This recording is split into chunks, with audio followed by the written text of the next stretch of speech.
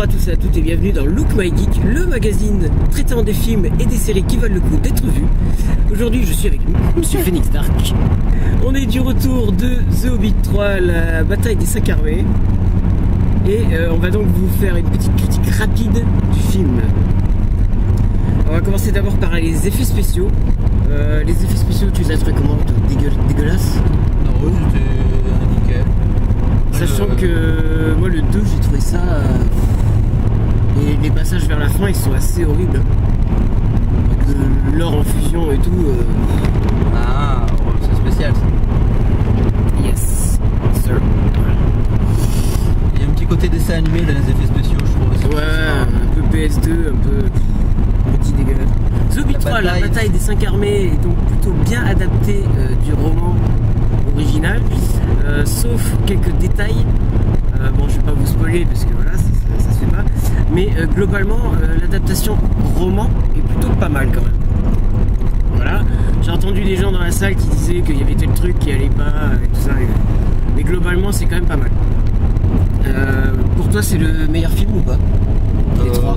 Non. C'est lequel? Non. Moi, je sais pas. Franchement, le 2, je l'ai pas aimé, clairement. Clairement, je l'ai trouvé dégueulasse. Moi, je trouve qu'ils se valent tous en fait. Peut-être sur le premier est plus sympa, il y a la chanson des Hobbits et tout. Ouais, les assiettes qui volent. J'étais déçu un peu par la fin, je m'attendais à un truc aussi épique que le retour du roi pour la fin et en fait. Ouais. Épique et larmoyant. Oui, ouais, c'est vrai, ouais, moi aussi, ouais, je m'attendais à ce qu'il y ait des larmes un peu. C'est vrai que c'était un peu la fin de base en fait. Oui. C'est genre, ouais, bon, bah voilà, Seigneur des Anneaux, allez, démerdez-vous. Sachant que ça fait quand même 11 ans que le Seigneur des Anneaux 3 est sorti. Et ouais, 11 ans. Donc il était temps d'avoir une conclusion, quoi. Voilà, et si tu devais mettre une note sur 20, un bon 15. Ouais, moi j'aurais mis 15-16 aussi. Ouais.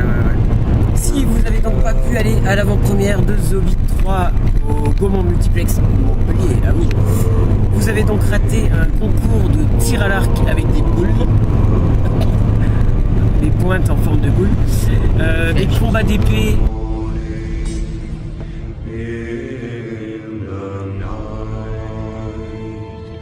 The fire was red, it flaming spread,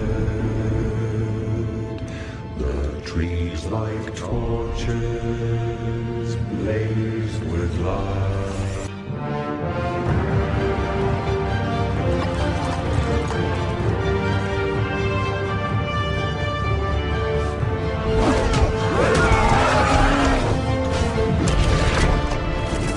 Un concours avec des cadeaux de level art à gagner, donc ça c'était plutôt cool.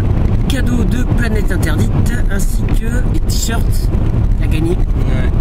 Bon, globalement c'est un très bon film. Après, est-ce que ça valait le coup de diviser le bouquin en 3 films? Je sais pas. Pognon. Ouais, par les sous. Sinon, la 3D était vraiment cool. La 3D était pas mal. À un moment, il y a un machin là, il tire une flèche, j'ai pris de l'œil gauche. La flèche elle part comme ça, voilà. J'ai vu le mec à côté, il a sursauté, tu sais. C'était assez énorme. Ouais, c'est vrai que la 3D elle était pas mal. Ouais, même les cailloux qui tombent là et tout. Ouais, franchement. Donc voilà, j'espère qu'on vous aura donné envie d'aller voir The Hobbit 3. Moi je vous retrouve très bientôt pour une autre vidéo, évidemment, c'est un classique. Un nouveau Look My Geek très bientôt. N'hésitez pas à aller sur la chaîne de Phoenix Dark, évidemment. Mon partenaire. Voilà. D'ici là, je vous aime, je vous kiffe, je vous fais des gros bisous. Je vous fais. Oh mon dieu, il le faut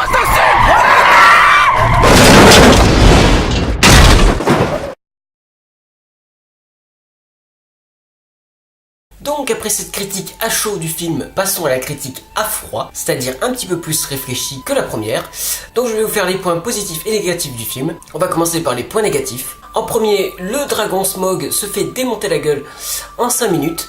Et ça c'est bien dommage puisque c'était le grand méchant du premier et du deuxième film. En deux, Legolas qui sodomise littéralement la gravité et la loi physique puisque en effet il grimpe et il saute partout. Legolas est extrêmement abusé dans ce The Hobbit 3 et ça c'est vraiment tout pourri. 3. Toriel et son histoire d'amour à chier, qui n'apporte absolument rien au scénario et au personnage. Toriel n'existe pas dans le livre et donc n'apporte rien du tout. Ensuite, 4. Thorin vs Azog. Le combat est extrêmement long et ridicule. Dans la salle, j'ai entendu des gens rigoler quand même. Raison numéro 5. Nous avons un Jar Jar Binks dans ce The Hobbit. Il se prénomme Alfred et il est juste insupportable. Il apporte des touches d'humour soi-disant dans le film, mais c'est niveau maman j'ai raté l'avion, donc c'est pas terrible du tout. Alfred est vraiment insupportable et ça baisse le niveau complet du film. J'ai trouvé ça ridicule. Raison numéro 6. On sent la fin un petit peu bâclée, puisque nous avec Phoenix Dark on s'attendait à une fin larmoyante et touchante, et finalement on est sur une fin assez basique, puisque c'est pas terrible quoi, c'est vraiment la fin facile. Raison numéro 7. L'Arkenstone. Une fois que Bard l'a sorti de sa poche pour faire tel truc, il le remet et ensuite il disparaît. Voilà, tout le long du film on n'a plus aucune nouvelle de l'Arkenstone et de ce qu'il devient. On ne sait pas à qui il appartient, on ne sait à quoi il sert, c'est vraiment mauvais. Donc voilà, maintenant on va passer aux points positifs. Il y a plus de points positifs que de points négatifs. En premier, la conclusion de la saga Middle-earth. Il était temps, ça va faire maintenant plus de 15 ans que Seigneur des Anneaux 1 est sorti, donc voilà, il était temps d'avoir une conclusion comme il se doit. Raison numéro 2, des combats assez magnifiques, que ce soit Azog et Thorin, ou Bolg et Legolas, ou encore le Conseil Blanc contre les Spectres, ou même la bataille des 5 armées, tout simplement. Les combats sont juste fabuleux, c'est vraiment excellent. 3. Des personnages vachement poussés, comme Thorin et Galadriel. Thorin où on le découvre en train de devenir taré à cause de l'or, et ça c'est vachement bien foutu. Et Galadriel qui devient une super Saiyan, notamment lors des combats entre les spectres et Sauron. Donc ça j'ai trouvé ça excellent.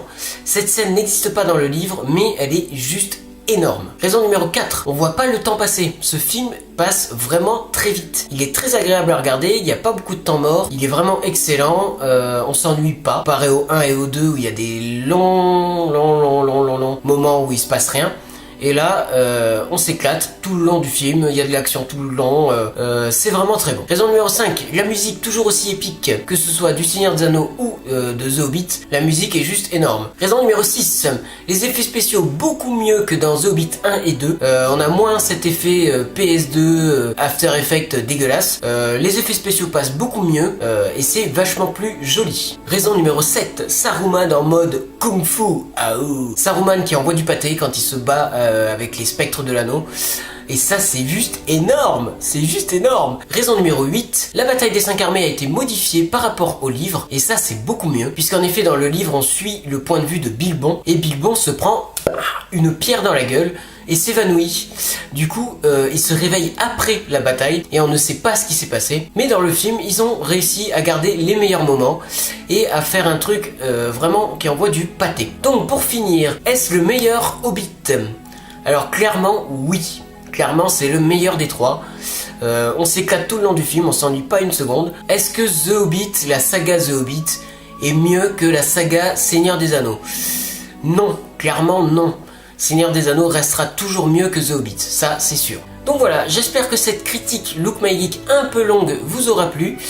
N'hésitez pas à aller sur la chaîne de Phoenix Dark qui m'a accompagné lors de cette soirée et qui m'a servi un peu de chauffeur. Je vous rappelle que j'ai posté sur ma page Facebook une annonce comme quoi il y aurait des facs, foire aux questions. Donc posez-moi autant de questions que vous voulez donc sur ma page Facebook ou même par mail darkwood@hotmail.fr ou sur la page de Bastien Brunel alias Dark Raorton.